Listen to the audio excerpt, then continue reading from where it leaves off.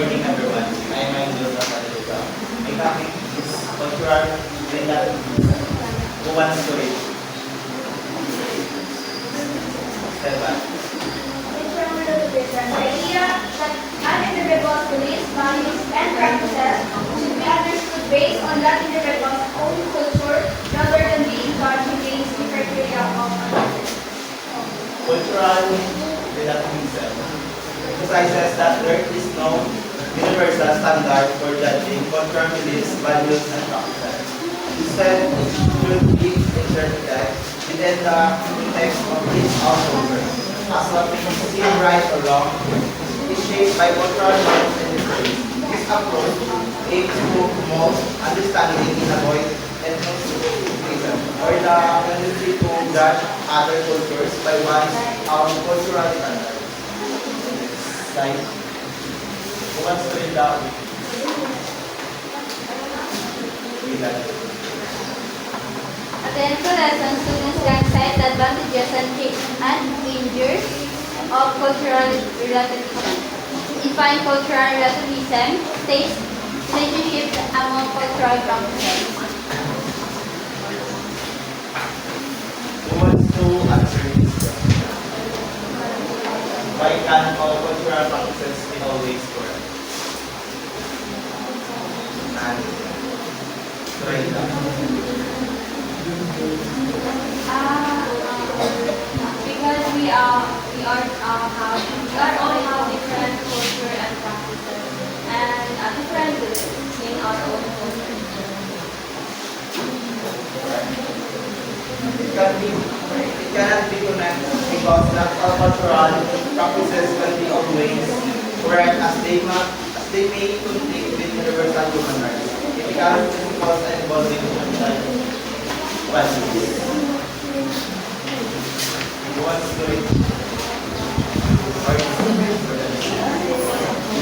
There are American anthropologists and ethnomusicologist. He was a pioneer of modern anthropology who has been called the father of American anthropology.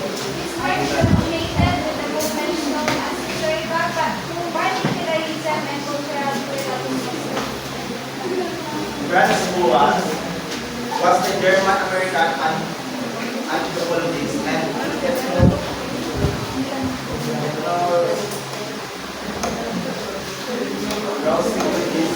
widely regarded as a pioneer of modern anthropology and the father of American anthropology. His work is divided into two major anthropological frameworks. First is the historical particularism, the idea that each culture develops uniquely based on its own historical context, rather than following a universal evolutionary path. Second, cultural relativism, the principle that cultures should be understood on their own terms and judged by the standards of another culture. The impact of this framework emphasizes rigorous field work, data collection, and challenging ethnocentric views, laying the foundation for contemporary anthropological practice. One story. Serenia.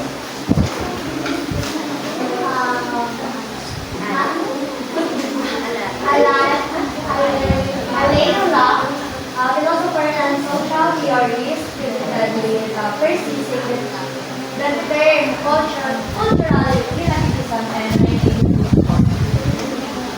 Alain Locke was an American philosopher and social theorist notable for being credited with first using the term cultural relativism in 1924. He was the figure of Harlem Renaissance, advocating for the recognition and validation of black culture as a vital part of American society. His use of cultural relativism aligned with his work to challenge racial hierarchies and ethnocentric bases that evaluate non-Western or marginalized cultures. One story. Dr. James philosopher who outlined 5 themes of cultural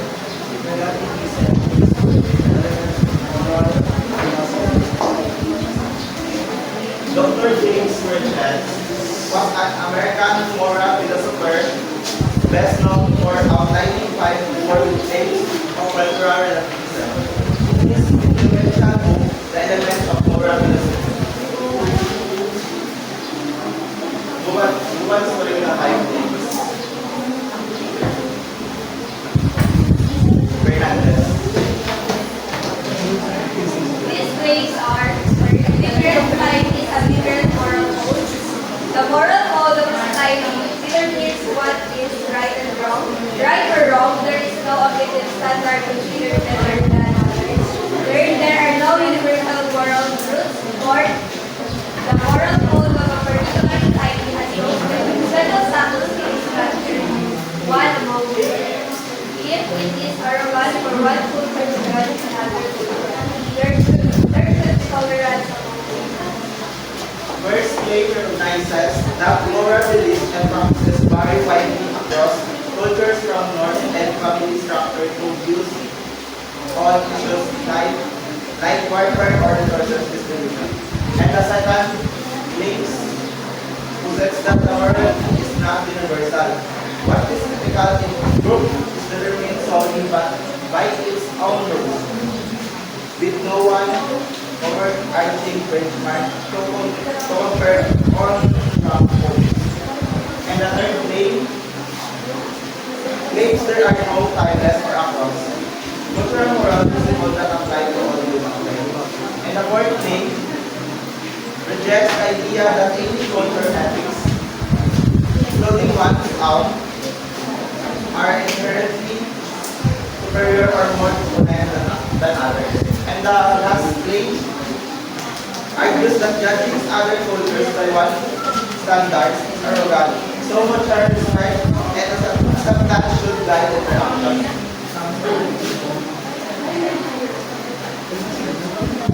What's the advantage and Marlita? Saan? Ito. Rachel identified the positive class of hospital nurse and cultural relatives. First, it was reward us from assuming that our preferences are not a medical standard. Second, it teaches us to keep an open mind and to be more meaningful in discovering meaningful. The advantage of cultural relativism first is it warns against assuming our own cultural preference or normal goals are the only rational component standards, pushing us to recognize that what feels natural to us mostly not be universal. Second, it encourages us to approach others' cultures with curiosity rather than judgment, making us more receptive to new ideas and better able to explore diverse perspectives on world leaders. What's the dangers of cultural power? The dangers of cultural development relate to activism are we cannot call out societal practices that promote harm. We cannot justifiably criticize our own culture's harmful practices. Number three, the idea of social progress becomes doubtful. The dangers of cultural relativism. First, we can criticize or exclude from other cultures because cultural relativism says each society outlook defines what's right. And second, we have no value to start unethical norms within our own society as our culture standards would be considered correct by its own.